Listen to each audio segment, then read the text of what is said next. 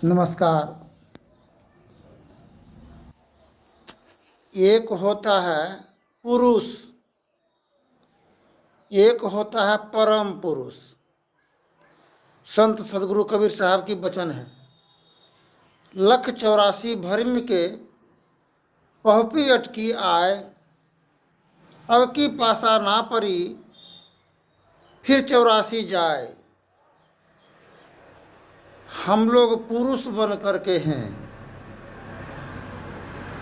जब तक परम पुरुष की पद को प्राप्त नहीं करेंगे ध्यान साधन के द्वारा, तब तक 84 लाख योनियों की चक्र में पड़े रहेंगे। एक तो कितने योनियों से हर कष्ट को सहते हुए हम यह मानव योनि को प्राप्त किए हैं। क्यों मिला मानव योनि? इसे साधन करने के लिए, ध्यान करने के लिए, किसी के भलाई करने के लिए, उपकार करने के लिए, तिरस्कार और अत्याचार जुल्म ढाने के लिए यह मानव योनि प्राप्त नहीं हुआ है। एक करीब 65 साल की उम्र, 60 साल का उम्र के वृद्ध जनों को हम पूछे कि आप बच्चा हैं कि जवान हैं कि वृद्ध हैं? उन्होंने उत्तर दिया कि नहीं, हम वृद्ध हैं। उनको जवाब दिए कि नहीं, आप वृद्ध नहीं हैं, आप बच्चा हैं। बच्चा और वृद्ध हो गए और अपने जीवन के संबंध में हमको जानकारी है ही नहीं, तो हम वृद्ध नहीं हुए, बुजुर्ग नहीं हुए। हम माँ का दूध पी ही रहे हैं। अभी हम दूध पी रहे हैं, माँ को दूध को अमृत माना गया है। और अमृत से बड़ा होता है चरणामृत। चरणामृत सभी के चरण शरण में मिल करके अगर चलेंगे और सबका आशीर्वाद दुआ अगर मिलने लगे तो समझिए हम चरणामृत पी रहे हैं। एक पुरुष को कई पुरुष बैठे हुए थे, पूछे आप स्त्री हैं कि पुरुष? उन्होंने उत्तर दिया कि हम पुरुष हैं। हम बोले नहीं, पुरुष नहीं हैं। बोले तब क्या हैं? बोले आप आधा स्त्री हैं और आधा पुरुष हैं। इसलिए अंग संग, महर्षि में ही परम जी महाराज की वचन है, अंग संग हर वक्त रहता, प्रकट हो पाता नहीं, हैरान हो रहे हैं सागिल जल्दी दिखला पाता नहीं। तो बचपन के साथ बालापन व्यतीत हुआ, युवा जवानी आया, धर्म पत्नी मिला जीवन को सहयोग सहारा के लिए, वंश वृद्धि हेतु। उनके संबंध में चलते रहे मिल करके, और माता पिता भाई बंधु को उस समय ऐसा समय आता है कि याद बिसर जाते हैं माता पिता का। केवल एक पति पत्नी का जीवन का दाम्पत्य ही रिश्ता बच जाता है, माता पिता को हम लोग बिसर जाते हैं। इसलिए जब बिसर जाते हैं हम लोग तो नाना प्रकार की दुखों और संकटों की सामना करना पड़ता है। एक घर में, परिवार में जब पिताजी से हार गए पुत्र वधू, तब वही कहती है कि नहीं, अब घर छोड़ करके हम लोग जा रहे हैं। अपना जो वस्त्र आभूषण जो भी था गाड़ी में लाद करके अपना जाने की तैयारी में लग गए। जिसके घर और परिवार में पुत्र और पुत्रवधू पोता पोती नहीं हो, क्या वो घर सुंदर भवन है तो शोभा देगा? तो गिरी स्वामी दादा कहते हैं, पिताजी कहते हैं कि देखो पुत्र, तुम केवल पत्नी का ही पति नहीं हो, आधा उसका हो तो आधा अधिकार मेरा भी है,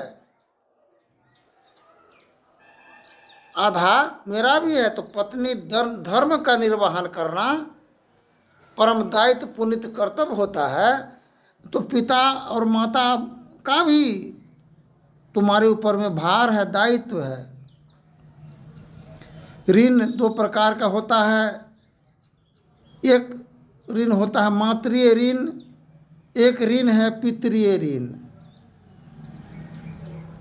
एक ऋण और भी है, वो संत महापुरुष सज्जन श्री भगवान का भी, ईश्वर मालिक का भी ऋण हम लोगों के जीवन पर है। हम जब तक तीन ऋण से उत्तीर्ण नहीं हो जाते हैं तब तक हम कहाँ भाग करके जाएंगे। संत सदगुरु कबीर साहब की वचन है कि घर में जोग भोग घर ही में, घर तजी बन नहीं जेबे, बन को जाए कल्पना उपजे तब दो कहाँ समय में। पिताजी कहते हैं पुत्र को, देखो तुम तो आवेश में तुम जा रहे हो घर भागने की छोड़ करके, पत्नी अब पति दोनों, किंतु एक समय जो भी अर्जन किया हुआ धन संपत्ति सभी जब बिक जाएगा, एक दिन जब तुम धक्का मारे चले जाओगे तो फिर पिताजी के ही चरण चौकट में आश्रय मिलेगा, स्थान मिलेगा। इसलिए चरणामृत श्री गुरु चरण सरोज रज, निज मन मकुर सुधार, वर्णो रघुवर विमल जसु, जो दायक फल चार। चार फल देने वाले हैं माता पिता, अर्थ धर्म काम मोक्ष। माता पिता के शरण चरण में चार फल की प्राप्ति होता है। तो आगे की प्रसंग में सुने थे कि पिताजी को बाहर कहता था रहने के लिए, गोसाई देवता भीतर। तो सर्वप्रथम माता पिता जन्मदाता देवी देवताओं से बड़ा स्थान उनका है। उनको स्थान तो घर और परिवार में होने से हो सकता है किसी प्रकार का कोई संकट और कष्ट पति पत्नी के दाम्पत्य जीवन में अगर कुछ होने लगे तो उसका भनक लग जाने पर उस समस्याओं का निवारण और समाधान स्वयं स्वतः ही हो जाएगा। बहुत जगह मारे काटे जा रहे हैं, क्या देवी देवता का मंदिर और स्थान घर में नहीं होगा? होता होगा, सीरा पिंडा होगा, किंतु सीरा पिंडा तो हम पिंड कहते हैं पेट को, और सीरा मस्तिष्क को कहते हैं। यही है जीवन, चाह गई चिंता गई मनमा है बेपरवाह, जिसको कछु नहीं चाहिए वही है मानव शहंशाह। माता पिता शहंशाह होते हैं।